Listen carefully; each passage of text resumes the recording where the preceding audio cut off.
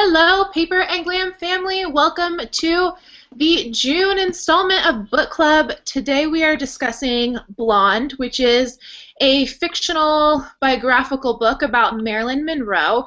If you guys made it through this book, I am so proud of you. Hashtag no excuses, hashtag showing up, and all that stuff we talk about in the vlogs. You killed it because this was wow, this was one of the hardest books I've ever read, and I mean, it was 739 pages. I know that it was a tough one, very deep, very dark, so many different literary devices weaved throughout, so thank you guys so much for just chugging through this and kind of having an open mind with a book that is much darker and definitely more challenging than what we typically read, especially for a non-classic read. So while the live chat catches up, we of course are going to do our icebreaker. And our icebreaker for this month is, what book have you read recently and absolutely loved and you're currently forcing it on all of your friends and everyone you meet, because everyone needs to read this book. I figured we'd get everyone a few summer titles to add to their to-read list. So I will go first. The book I just finished, and Erica actually forced this on me. I don't know, Erica, you'll have to let me know when it was, but maybe like 4 months ago, and it was already on my list of books to read, but I just finished it. It's Big Magic by Elizabeth Gilbert, and it is so good. It's just all about making space to live a creative life and to really embrace inspiration and kind of what it means to do that, and really do that not just like for a big project or, you know, to get something done, but to really live creatively throughout your life, whether you're a prolific writer or, you know, you're just someone who is a hobbyist or whatever it is. This book is just the most amazing book for just, I don't even know. I feel like I'm not articulating it well because it was so good. You know how that happens? I linked it below. You guys definitely have to read it. All right. Who is up first? Sarah, what book are you currently forcing on everyone you know? So I mentioned this one a couple chats ago, The Queen of the Tearling, and the sequel that I'm not going to remember the name of, but definitely, like, anybody that's like, I need something to read, that is my go-to. And then since I already kind of shared that one with you guys, my other go-to, if people have the fortitude, is The Name of the Wind by Patrick Rothfuss. Such a good, like, epic fantasy read. It's one of my favorites. So those have been my two, like, anybody that's like, oh, I like to read, I'm like, oh, you absolutely have to read these. They're my faves. So how about you, Tabitha? I have actually two, and it's so funny. Most of my friends have kids, so I don't know if you guys can check that title out, but it's the No Cry Sleep Solution for parents. So for preschoolers, I have a preschooler, and they go through these phases, and this book, you as a parent, you will live and breathe by this book. It has everything in there about getting your kid to sleep at night and dealing with everything from being afraid to just not wanting to sleep, early risers, everything. Like, it's my go-to. So whenever I have a conversation with any of my mom friends, it's like, you really should have this book. And the second one is this prayer book that I'm doing with The Battle Plan for Prayer. I love this. This is from the movie of War Room, if any of you guys are familiar with that. And this is changing my life right now. It's awesome. I'm having an opportunity to say, hey, I want to be a person who's awesome in prayer. So this book is practical, and it tells you what to do step by step. So you're just like, yeah, I want to pray. How do you pray? And it's great. So I've been just telling all my friends about it because it's a life changer for me right now. Mine, I'm sorry, who's next? I think it's me. Erica. Yeah. Sorry, Erica. Okay. Mine is The Book Thief by Marcus Zusak. This is a book that I really didn't like. I wanted to read it because I heard that it was really good, but it's 550 pages, and so I was like, and it's historical. I was like, I just don't know if I can do that. So then I listened to it, and it is the best audiobook that I've ever listened to. I listened to it twice because it was so good. and I bought the book, and it's one of those books that I would recommend to my husband and my mom and my girlfriends. And if they're like, oh, I don't really like historical, I'm like, yeah, neither do I, but I like this book. So it's one of the books that I didn't think that I would like, so the fact that I actually did like it and liked it a lot is why I recommend it to so many people.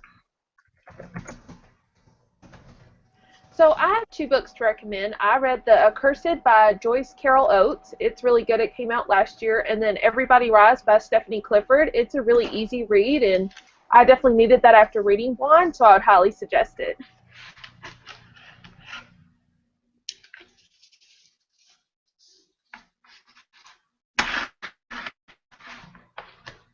Dana, did we lose you? Oh, there you are. I'm here. I just didn't know I was next. Sorry. I thought Sarah was because she was there before I was, so I thought it was Sarah. But Sarah already went. I don't know what I'm thinking. Sorry. Brain not working. I also was going to say The Queen of the Tearling, so because it was really good. And the other book that I've read recently that I really liked was A Court of Mist and Fury, which is the second one in the Court of Thorns and Roses cycle. The first one was like meh, but I really liked the second one. I thought it was a lot more improved. I would say like it's marketed as YA, but I would definitely say there's like some very mature content that like, because I had listened to it on audiobook and I was in the parking lot and I was like, oh my gosh, I hope absolutely no other parent hears me listening to this right now. This is like really, like, I know I was blushing, and so there's definitely some scenes that would be mature content, so I wouldn't recommend it for younger readers, even though it's for some reason it's labeled YA. I would say it's more like new adult, like, right? That's a thing now. So those are the 2 books I would recommend.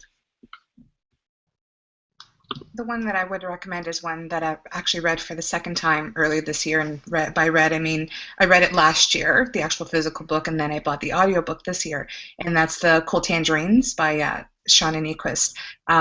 I loved reading it, and then I loved even more listening to it. It's a pretty easy read. It's inspirational, and it's just it's a wonderful book. So anyone, exactly like what you said, if anyone who says, "Oh, I love to read," obviously I'm all up in their business saying, "You've got to get this book. It's really good." And then of course ask them, "Let me know what you think. If you liked it, I'm sure I can recommend a couple more." I would say The Magic Strings of Frankie Presto by Mitch Albom. If you're a musician, you're going to love it. If you have any technical knowledge of music, you're going to love it. I just loved it. I don't think Lisa Marie liked it, but I was all about it. It was super fast. I don't listen to any audiobooks, so it was a regular book to read. It was good and it was short. I loved it.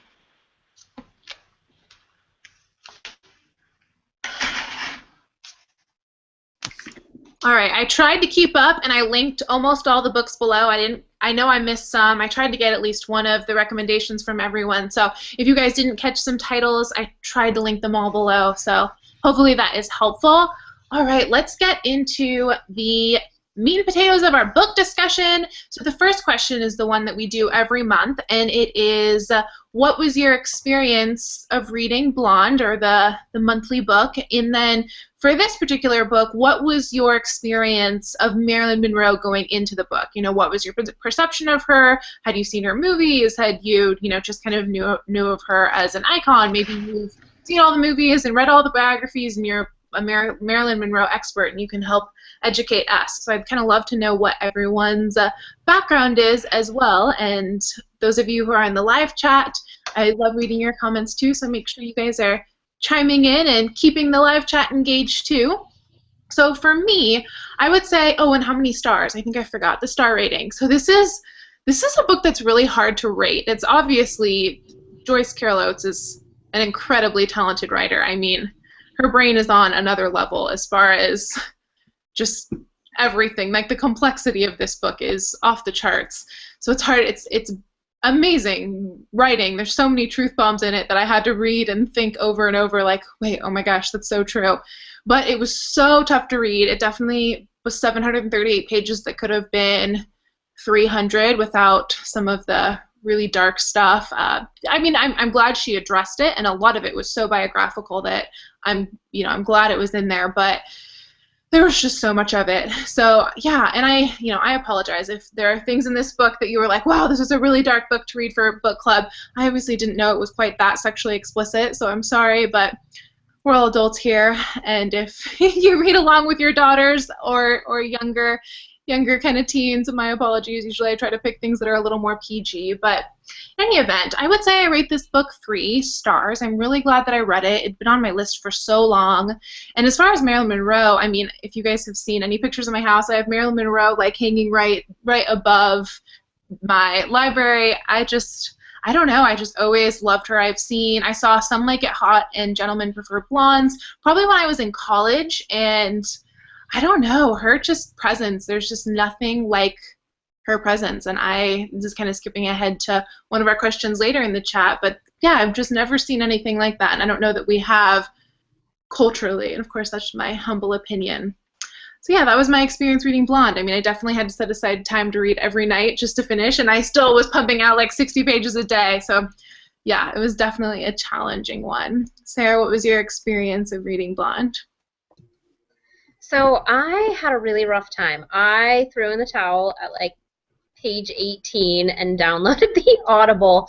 I could tell it was going to be a bear, and I enjoyed it. The 18 pages I read, I mean, it seemed very well written, but I was like, oh, I have too much going on right now. I am going to get so lost in, just all of the complexity of the story. So I downloaded the Audible, and it was good. I actually, the narration I thought was really great, and so it interested me and made me want to keep listening, whereas it was a struggle, to get myself to pick the book back up, when I was just reading it, and again, it was, like 18 pages.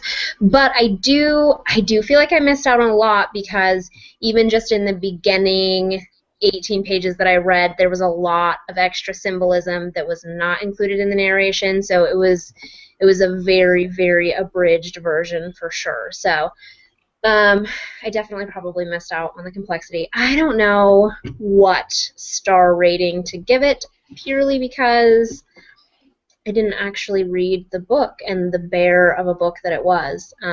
Obviously, like off the charts, because, Joyce Carol Oates obviously put like so much effort into the book and heart, but I don't know. I don't feel like I can fairly give it a star rating, so I'm going to pass on a star rating. But I did ultimately enjoy the book once I downloaded the Audible version. Okay, so I went to the library and checked out the book. And then when the lady brought me the book, I was like, this is the book? I'm like, this thing is a brick. This is not a book. This is some solid stuff. So I was like, I'm going to go in. I'm going to, this is going to be great. I could never get a moment to actually read the book. And as the days were ticking by on the calendar, I'm like, there's no way this is happening. So I, like Sarah, I had to do the Audible version. And I feel like I missed out, with that version, because she's telling the story, but I felt like it was rushed. And so I had a hard time. Like, I was enjoying it, but I felt like I was missing something, especially having the book right here and knowing that, flipping through, and I saw a couple of pages, and I'm like, okay, that's not there. But I'm on the fence about, how much I enjoyed it. I think that if I really had read it, it would have been a better experience versus the Audible. So as far as stars, I'm having a hard time. I'm going 2.5 because of the Audible. Like, I had a hard time with the Audible. It was I felt like she was jumping around, because I would be like, I like stories, and I like when the story goes linear. I felt like she was just jumping around, and I was like, okay, you start talking about this situation, it seems really juicy, interesting, but then you go into something else. I'm like, okay, that's not enjoyable. So and as far as my what I know about Marilyn Monroe, I saw her in the 7-Year Itch. That's pretty much, and I know that she's like an icon, but I don't really know anything about her or her life. I'm happy that I had an opportunity to actually, because it made me curious about her, to say, okay, well, I never really knew much about her, so let me, Google her and see some more things about her life. So I think she is pretty fascinating, and it actually allows me to understand a little bit more about why so many people are like really into her, because I never got it like when people would just show their houses and they have her hanging up. I would just never get it. So happy that I had an opportunity to kind of think about her and some of her work. So yeah, that's pretty much my start off and how I experienced the book. My previous experience with Marilyn Monroe culture, I guess, I don't really have a lot of it. I'm trying to remember if I've ever watched a complete movie of hers. I know I've seen parts of some of them, but I'm not sure if I've actually watched one fully, like in one sitting, watched it from start to finish. I've seen like, television dramas about her, documentaries about her, and last summer I read a very fictional novel about her where she is reimagined as Marilyn Monroe but as a KGB agent, which was obviously very fictional, but it got me interested in like the actual biography of her, and so I did watch one or two documentaries after that, but I can't say that I really know a whole lot about her. So like reading this, I have no idea like, oh, is that anywhere near any, like, did she actually do this or not? I had no clue. And as far as reading it, yeah, I'm kind of with everybody else. I'm not really sure how to rate it as far as star ratings go. I enjoyed the book, the story, the writing style, the different literary elements, which we'll talk some about later. There were parts of the story that although I understood them from a dramatic telling, I wondered why it was presented that way, which I'll probably say at later points. But as far as like my actual experience reading the book, it was really hard, and had we not been reading it for book club, I probably would have finished it, because I am a highly sensitive person when it comes to like people's emotions, and so especially like really dark depression, it affects my life and my sleep, and I don't notice it like during waking hours. I'm like, oh, whatever, it's just a regular day, but my sleep is very disjointed and disturbed, and I have a hard time not necessarily falling asleep, but falling fully asleep. Like my dreams are so vivid that they wake me up. So I was trying to finish it as quickly as I could, which was not easy to do because it's so long.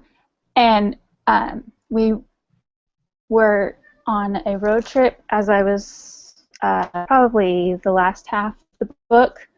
So I was like, okay, I'm going to finish this in the car. And I didn't.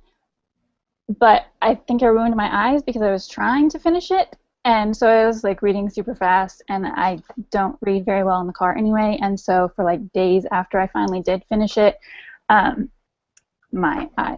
vision is like messed up. So it's a good book, but I had a hard time reading it, and so I have no idea how to actually rate it. Hayden, how about you? So I gave it 3 stars. I started reading the book, and I got about 400 pages in, and I realized I was not going to finish this book in time for book club. So I started skipping chapters that I didn't think were very important and skimmed through them, and also listened to the Audible after I told Sarah what was going on. And I liked the Audible, but you did miss a lot if you didn't have the book handy to go back and look through.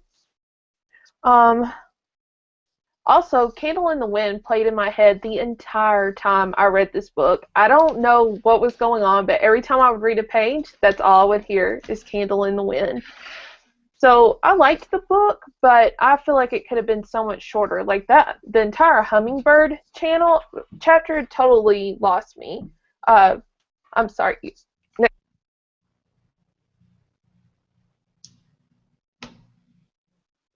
Okay, I'm not sure what happened to Hayden.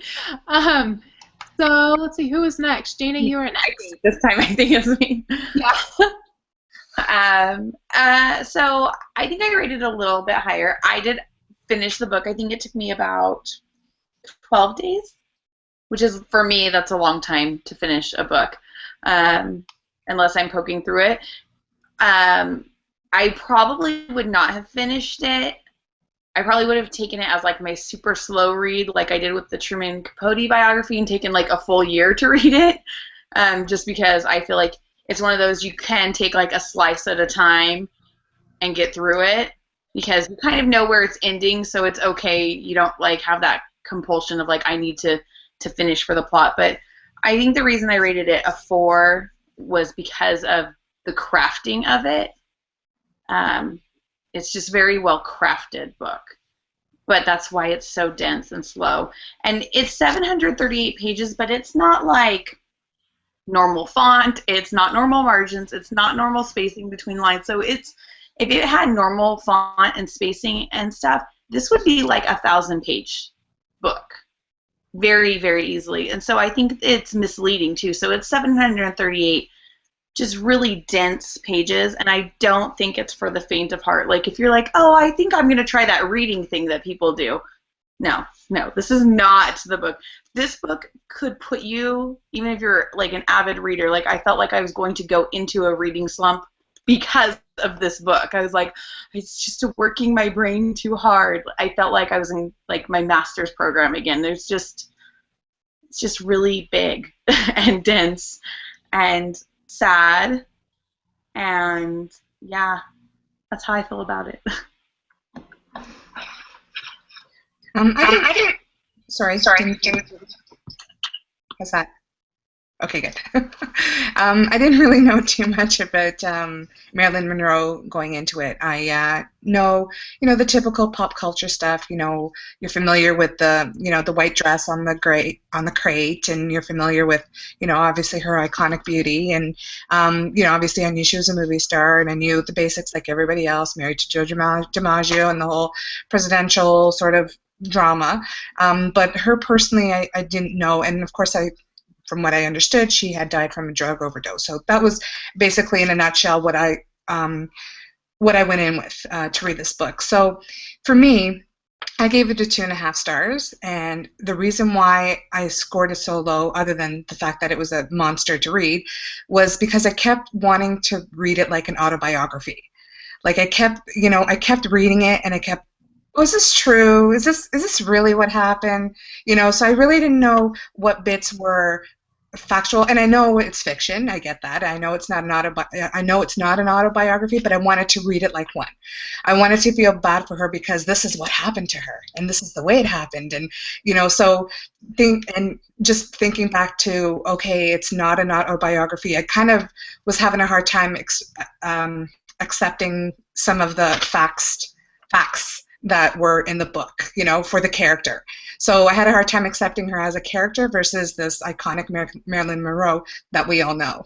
So it was okay. It's not the kind of book I'll go back and read, of course. Looking at Jana's book, I was like, oh my gosh, she thinks, this is a literary piece, and I'm giving it a 2.5 stars, But it was a hard book, and it was hard to get through. But at the end of the day, it was okay. I'm glad I read it like everybody else, but it was a tough one for sure. I'll kind of echo what Cindy said. I had the same exact issue of trying to read it like an autobiography. I think my whole problem was like I should have just never read the author's note at the beginning of the book, because after that I couldn't stop thinking, did this happen or did this not happen? Did this happen like this or did this not happen like this? And so I found myself rereading the author's note at the end to kind of pick out in my head what was a situation that she was actually in that was then sensationalized, or what was totally fiction. I read the whole thing. I read it in about 2 weeks. I told myself I couldn't read anything else that I wanted to read until I was done with it. So that motivated me to keep going. So I read a couple hundred pages a day on some days just because I wanted to get through it. Like what Jana said, I liked the craft. I respect it for the craft of the book and all of the techniques that the author uses, but I would not pick it up again. I don't think I would recommend it to anybody. It's not my style of book. I enjoy reading sort of like fictionalized autobiographies in some sense, but not this one. About Marilyn Monroe beforehand, I mean, the same stuff as Cindy, just the iconic pictures and just general cultural knowledge, but I'm not a big Marilyn Monroe fan. I don't know. It's one of those things where it was interesting to me that it was on our list, and I was excited to start it, but once I did, I was like, oh boy, this is going to be, I'm in for it. But I would probably, it's not my style of book, so I would feel comfortable giving it a star rating, but I respect it for what it is. Sorry, Katrina, I don't expect you to be last. You're usually the first. I keep messing up. Sorry, guys. All right. Yeah, like I said before, I am so proud of you guys if you had the discipline to get through it, and I totally get it if you didn't. I had to also not allow myself to read other things, and yeah, it was a tough one, but I'm so glad I read it too. So the next question, I'm kind of going to mix it up a little bit and go to Jana, because the next question is, what is your favorite quote, scene, character, or literary device? And there is so many different literary devices, and since Jana is our resident literature professor and she went through the book, and I'm sure you'll show us in a minute, you'll show us your annotated book, Jana, but do you mind just talking like just in broad strokes about some of the just craft of writing, as you put it? So yeah, you can tell, even though a lot of it's fictionalized, especially like the stuff with like Cass and Eddie G is highly fictionalized. There is rumor that she may have had a relationship with them, but there's no substantiated evidence if you go and look it up. So there's a lot of fictionalized stuff, and it is more to give you this sense of doom about her life and that she was kind of, you know, just fated to have a bad life. And a lot of it, like the one that I paid a lot of attention to, here's my book, and those are all little washi tape tabs and of different things, and one of them is like a little person, and that's every time it's a doll, and the doll is definitely a symbol for the way that people treat her. The tiger represents youth and childhood, and that she, you know, she's lost her childhood, she's lost the future hope of her children's childhood. Some of it self-inflicted, some of it not. That could be arguable either way. There's obviously the prince, the dark prince, and the beautiful princess, right? And that's just kind of the idea that this has shaped her image of what men should be. There's the very graphic reference to she's just like a cut or a slash, or all those very derogatory negative terms that none of us as women like, that just really heightened the sense of like how used she was. And especially it's just one of those things. So there's a lot of that. There's also the use of synecdoche, which is to use a part as a whole, and Oates uses that for pretty much all of the men in her life. She just uses a part of their name, the letter, to represent the whole. So she kind of dehumanizes them in order to kind of like balance the scales. Until, and some of the actors, like once, you know, like she gives them respect, then like Clark Gable is mentioned because he's respected. But everybody else is just kind of a letter, or they're, you know, the playwright, the president. It's you know, and it's very interesting because Arthur Miller doesn't treat her poorly, even in Oates' depiction, but he's kind of still treats her like a doll, and so he kind of gets like separated and dehumanized in the same way. There's all those narration shifts and the stream of consciousness narration that make us feel like we're her, like kind of becoming slowly unstable like she does. Because sometimes she's speaking, and then in the dialogue there's not direct quotations usually, and then it'll go to a poem, and then somebody else will be narrating. So it's just very convoluted that way. So you have to pay a lot of attention. And then obviously the poems are each symbolic and representative in and of themselves of various other things. And so, yeah, I have one I folded over. I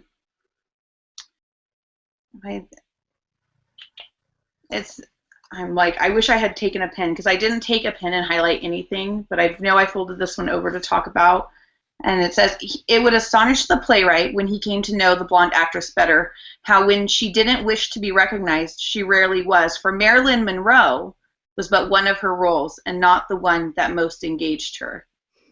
And so I just thought that was like kind of like a great overarching quote for the whole text, because it's all about this battle of identity between Norma Jean and Marilyn and each character she plays, and how the more characters she plays, the less she can find who she is.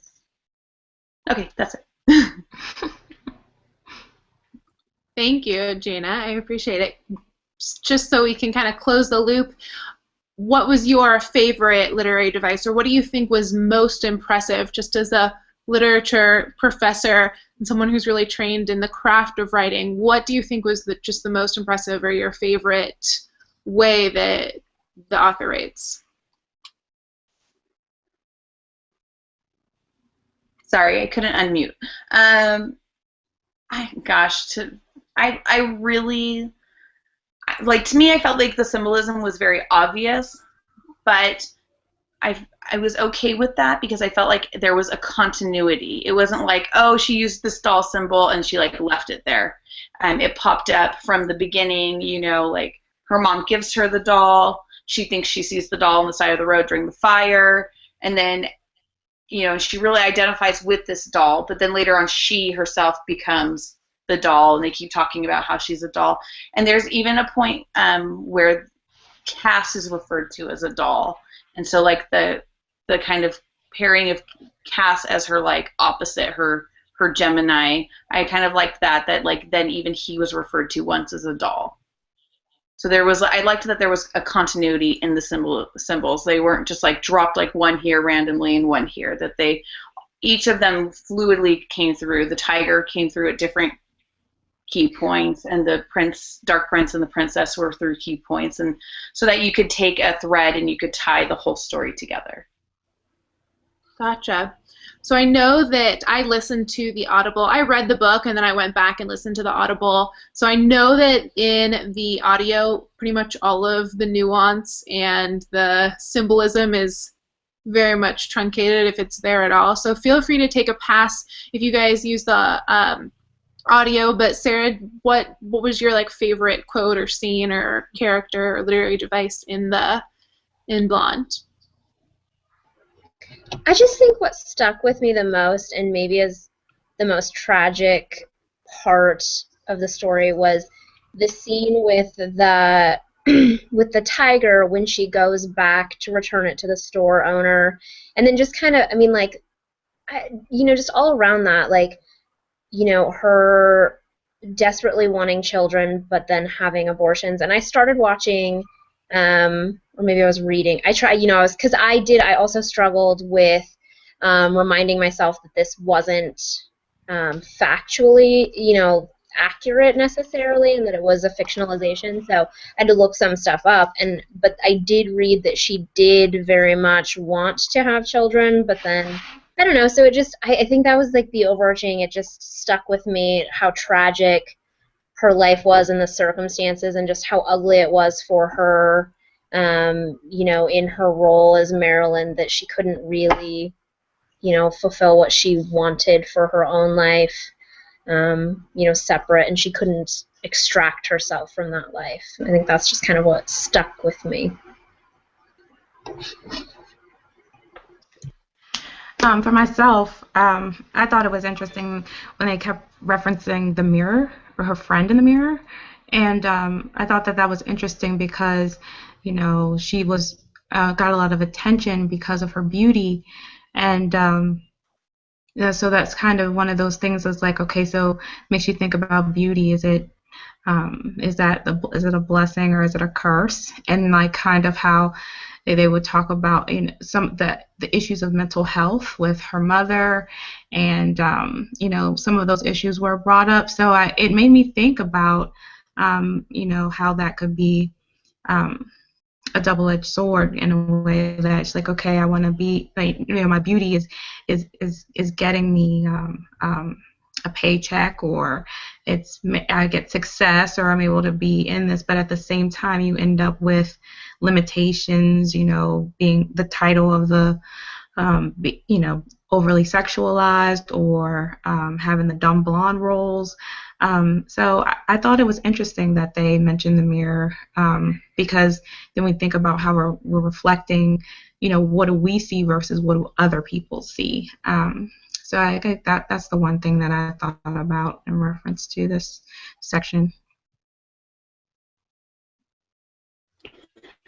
I think one of the things that I struggle with is I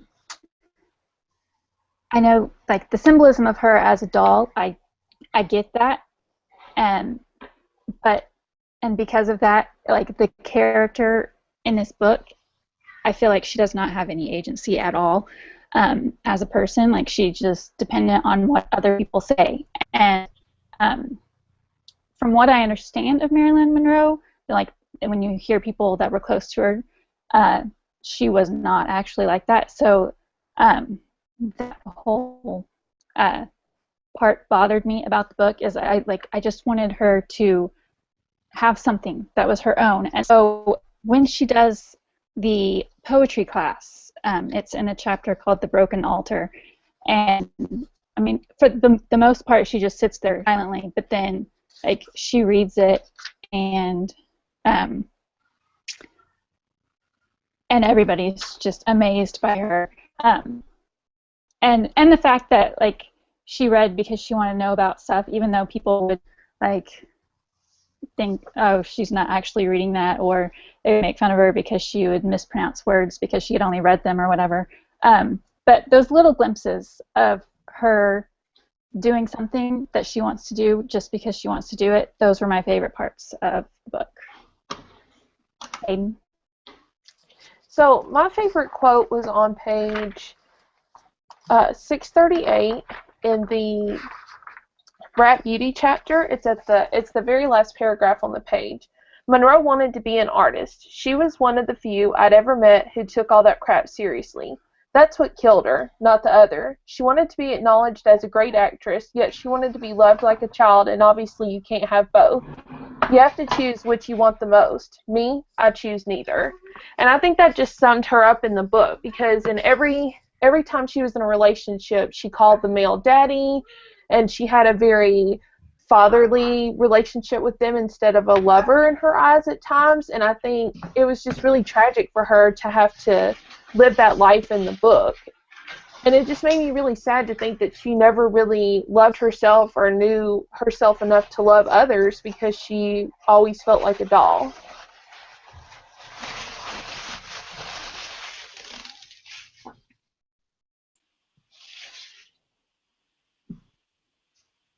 Sorry, I guess I'll go next because Jana Yeah, went. sorry. I was waiting. I'm sorry. I just wanted to piggyback a little bit on what Erica was saying about Marilyn as a person and the way she was portrayed here. I kind of got the sense from, you know, how she was perpetually stuttering, and, you know, I just wonder if, you know, maybe we didn't give her enough credit. You know, it sounds like she was, you know, not maybe as educated as maybe she would like to be, but I still think she was a smart woman. And I don't think that, you know, maybe that we gave her enough credit, or the book gives her enough credit. My favorite line in the book is, I think it kind of paints a picture of her perception of life. You know, how we all need to decide whether the glass is half empty or the glass is half full. On page 480, she says she'd come to understand that there must always be good times in life to balance out the bad.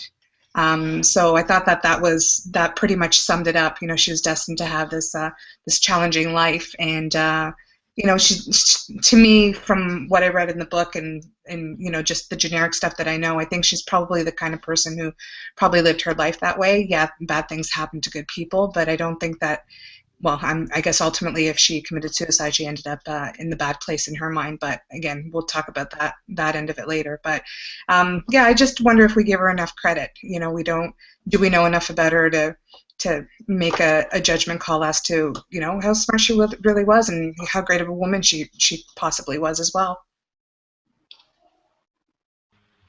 At first, the use of italics in the book just drove me nuts, but eventually I just got used to reading it, and it just kind of fell in with the rest of it. But that's one literary device that, like, right away, obviously, visually, it stood out to me. And one of the quotes that I saved is in italics, page 153.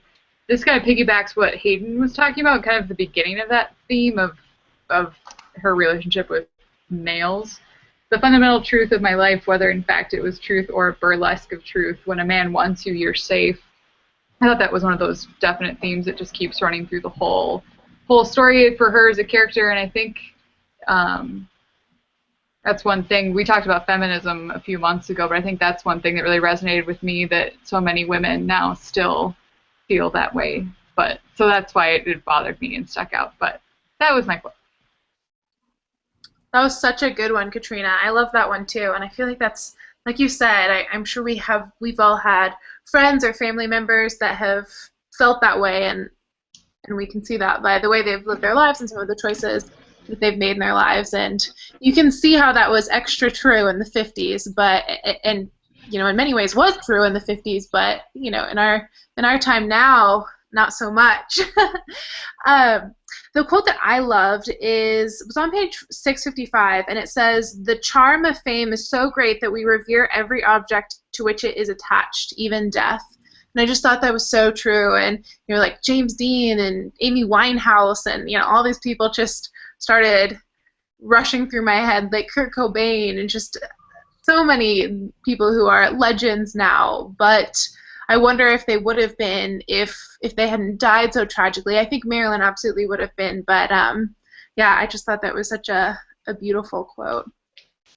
And I love what you said too, Cindy, and that actually ties into our next question, which is, why do you think Marilyn Monroe endures as this kind of ultimate icon of American glamour, and is there a pop culture equivalent today? Kind of borrowed this from last month, thanks to Katrina. And you know, has there anyone, in your opinion, has there been anyone like Marilyn since, or is there someone who is currently living who is kind of has that same kind of just compelling spirit that Marilyn had? And yeah, I just agree with what you said so much, Cindy. I don't think that because of the time, I don't think we gave Marilyn enough credit. I don't think she was given enough credit.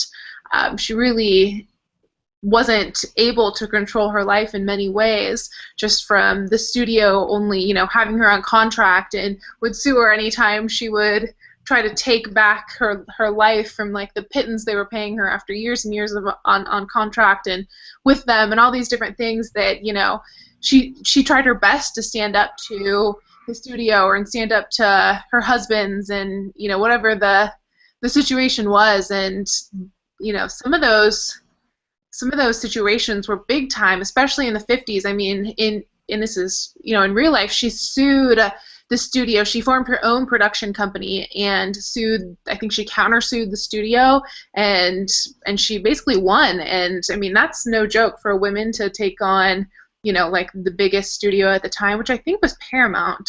You guys will have to correct me if I'm wrong, but I mean, that's no joke. She had to have some serious guts, especially since she really didn't have anyone guiding her in life, right? She was an orphan, and it just makes a lot of sense why she wanted to be protected also.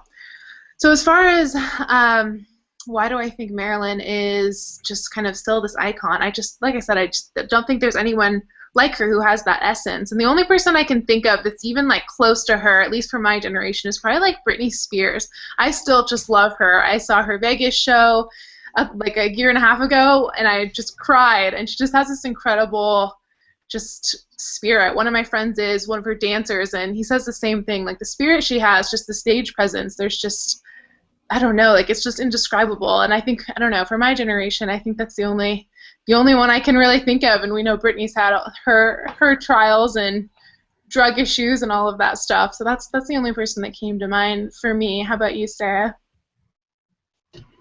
You know, I can't really think of anybody. I mean, maybe because I guess, you know, I guess to back up to question one, I had no real frame of reference for Marilyn Monroe either, other than, I mean, as kind of, you know, like an enduring sex symbol. I mean, you know, she is, you know, I mean, I guess that's my reference for her.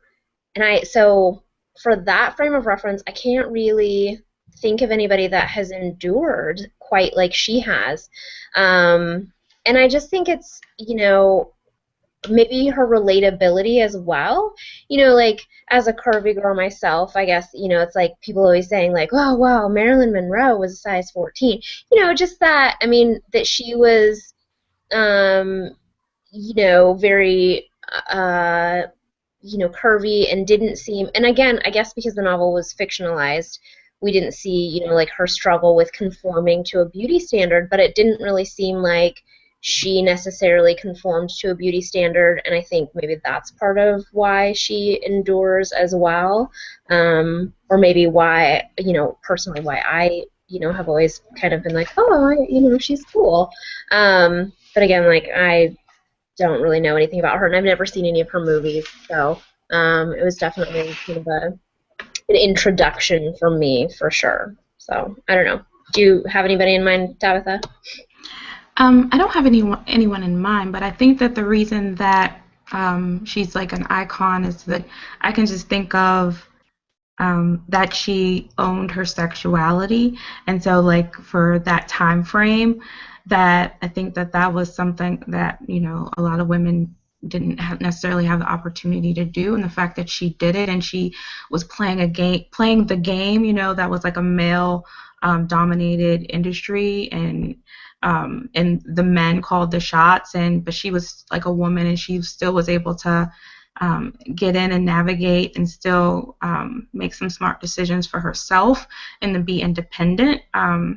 Even if she made the decision, you know, she was making her own decisions. Like, if I don't want to stay in this marriage, I don't really like you, and that I don't think for the 50s that was something that a lot of women did.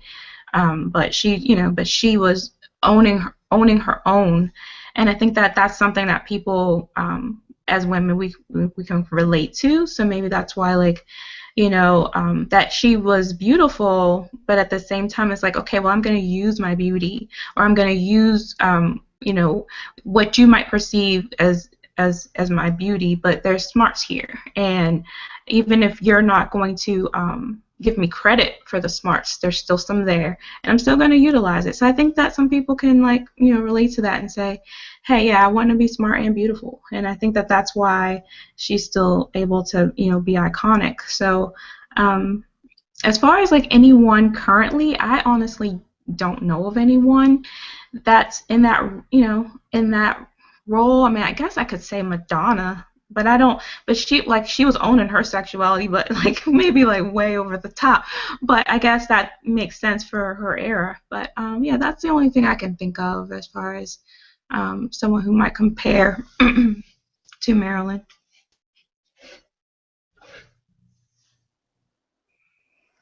I think one of the things that is so iconic about her, what lets her kind of endure, is, first of all, I mean, she's good at what she did, and the fact that she never really got to, I guess, peak. I guess some could argue that she did, and she started to go downhill, but it's like any other entertainer that has died young. When they have success and they're still producing good work, then there's their tragic death. There's always this aura of what more could they have done had they not died so early. I think that's one of the things, was the fact that already she was an icon, and so that just kind of cements her in that place forever. And I can't really think of anybody for my current time period that really embodies that kind of iconic yet mysterious at the same time. I'm not sure who that would be. How about you, Hayden? I think every girl wants to be a Marilyn, a Jackie, or an Audrey because they're classic beauties. Who doesn't want to feel beautiful and powerful, and even though maybe they didn't love themselves on the inside and to themselves, to the outside world, they were big stars that was someone to look up to, and I don't really think we have that anymore. I mean, sure, we have people like Julia Roberts and Jennifer Aniston, Christina Hendricks, who are all beautiful and do a lot of acting, but I don't really think anybody from our generation stands out because what are they going to stand out and do? These women built themselves up in a time where women had no say. I mean, like Lisa Marie was saying, I looked up when Marilyn Monroe went against the studio to get her more money and her rights to her movies. And that's just something you didn't do. And women, yes, we still have to fight, but in Hollywood they don't have to do as much as they had to back then. And I think everyone loved to hate her. They loved her when she was America's sweetheart, and they loved to hate on her when she did stuff that they didn't approve of, because that's how society is. We all love to build someone up and then tear them down. What do you think, Jana? Yeah, I think that she endures because of the tragedy of her death. I think that, sometimes you get all of that build up, and then if the person does live on, they're able to mature and kind of grow out. And not that they don't remain iconic, but, like Liz Taylor is still iconic, but I think she doesn't gain as much like awe and reverence because she's lived a long, full life, so there's not that tragedy kind of tied to it, even though her life is plenty roller coaster of its own. I definitely think that. Like Tabitha, I think I would have said Madonna also as a parallel, especially early Madonna. And I think Madonna was definitely, there's no question, like Material Girl. She's dressed like in this the same outfit. It's the whole video of Material Girl is Madonna being Marilyn, and I think she definitely played up the similarities in their looks. And like the Madonna Britney kiss, and there's all these moments like that. But I think because Madonna has matured and she's older now, and not that she still doesn't make her own cutting edge little things, I think because she's lived a long life, it doesn't hold that same iconic resonance. But like when Vogue came out, people were like, whoa, that video was, you can't do that on a music video. It became banned, and I remember those things from when I was a kid. My mom was like, you can't watch that video. And so I think that she pushed the envelope in a similar way. And I think Marilyn Monroe's beautiful, and people want to be beautiful, and people want to reminisce about the good old days of the 50s and 60s, and like what a perfect icon for back then. And they always talk about her walk in the book, but if you watch Niagara and you see the walk, you're like, oh, that's why they're talking about the walk. And so I think for men, definitely that's part of why she persists, because she's a woman women would like to be, and a woman that men would like to be with, even in at least the idea of the person, not necessarily thinking of the personality. I think because when someone's deceased, you can kind of like separate their identity from their persona, and then you can like idolize it.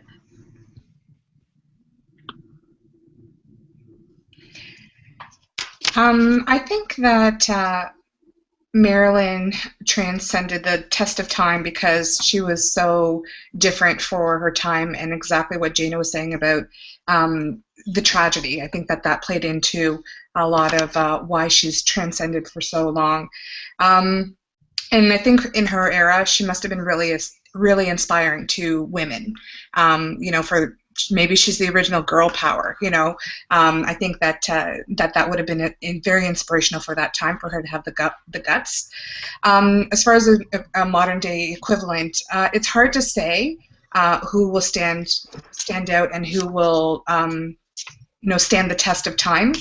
There are so many icons, I think, but we're right now in an era where it's their job to be different. Everybody has to do something to stand out. Everybody has to do something special for notoriety.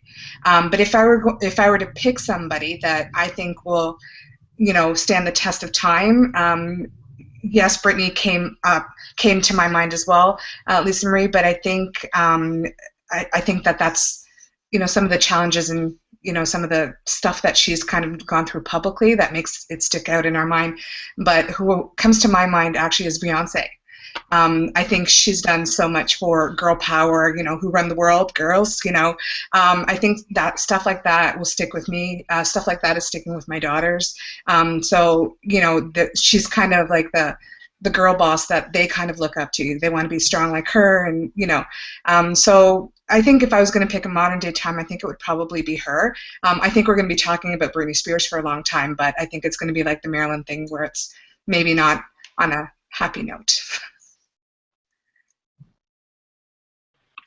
I was thinking about this the whole time you guys were talking, and I think in a positive way, we mentioned them last month, but Princess Diana and Kate Middleton, I think, are going to be icons that stick worldwide.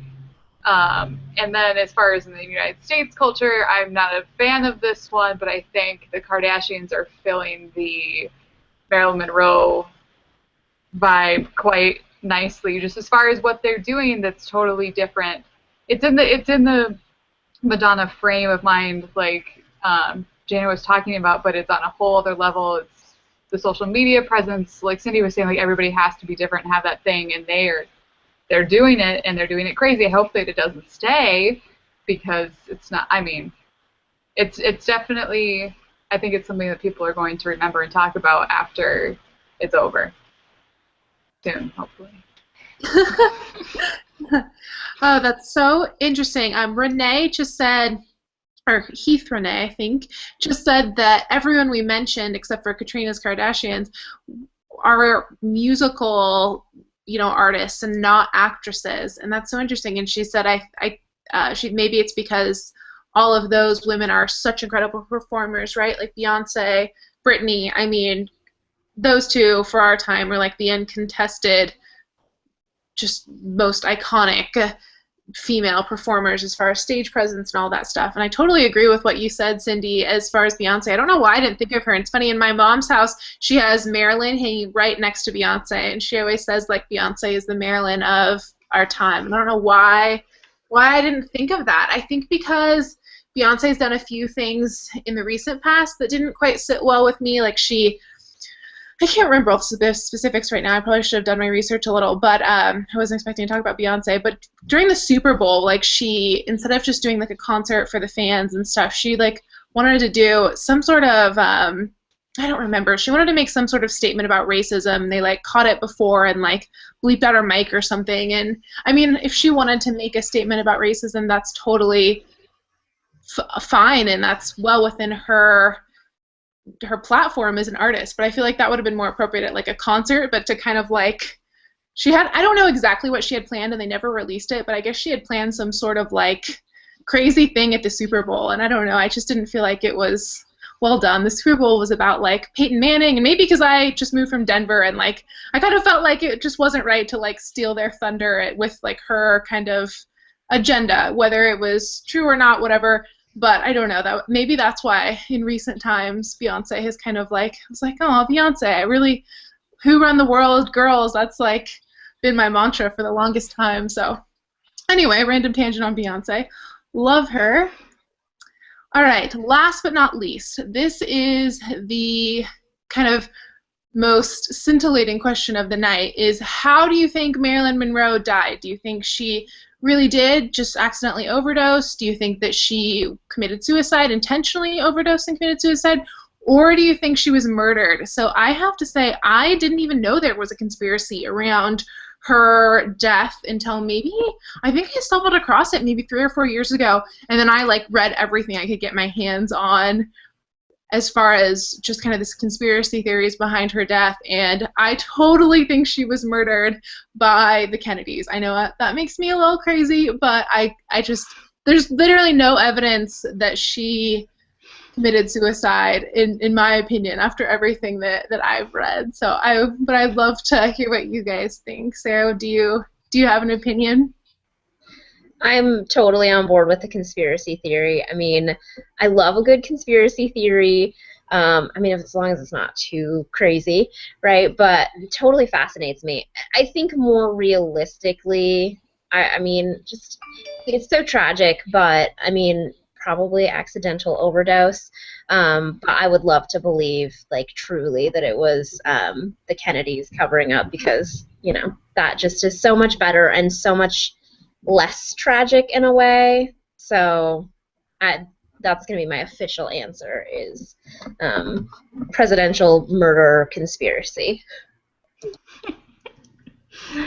I'm just gonna go with, I think that she had an accidental overdose. I don't know, what's something interesting about what I just like want to know what's going on in Hollywood. I mean, I think like some of the brilliant people, for whatever reason, they have pain, or they can't rest, or their mind can't sleep like that.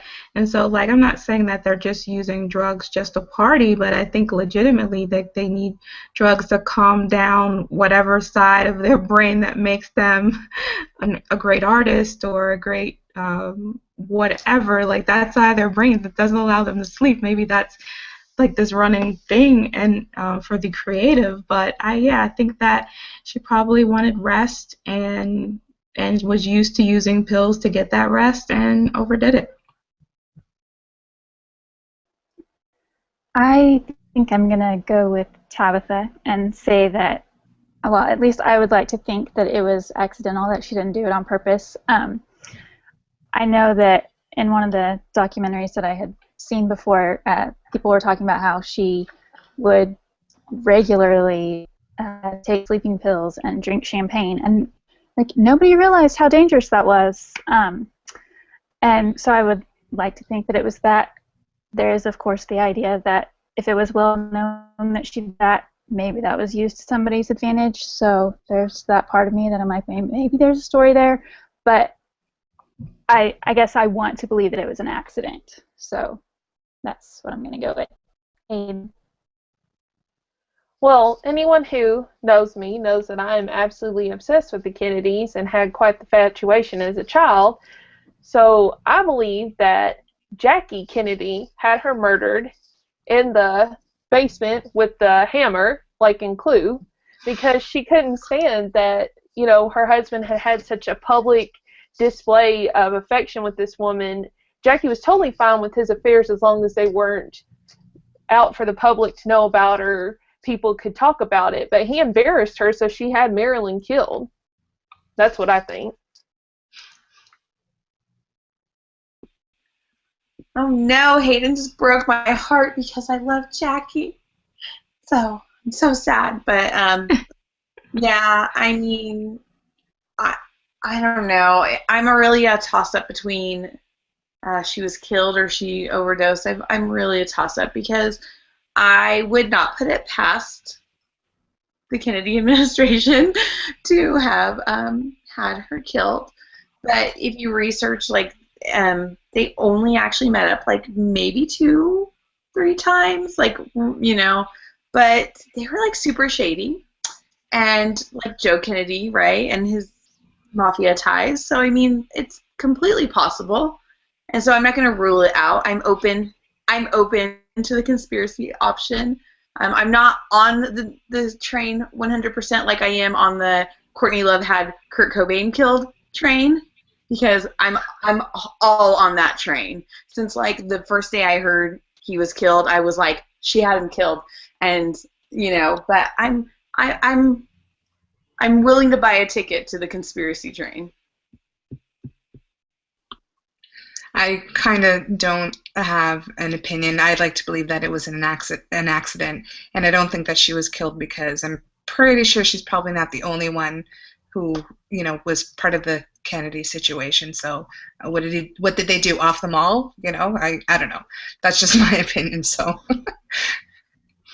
Yeah, just to kind of round out the conspiracy talk, just from my perspective, she was allegedly like threatening to go public with her relationship with the Kennedys, and she was kind of, who said, Hayden, you said that Jackie had her killed. Typically, from what I've read, the Kennedys, when they went outside of their marriage, it wasn't usually with like Hollywood starlets who could kind of bring that kind of media attention to the administration. And I think it was Candace said in the comments, Jane Russell was interviewed saying that for sure Marilyn was killed because she had just talked about like she was happy and she wanted to remarry Joe DiMaggio, and then Marlon Brando, who was very much in the book, and we know he was a close personal friend of hers, also was interviewed like right before he died, that said like 100% Marilyn was murdered. And there's like books and books and books on this. I'm not saying that's like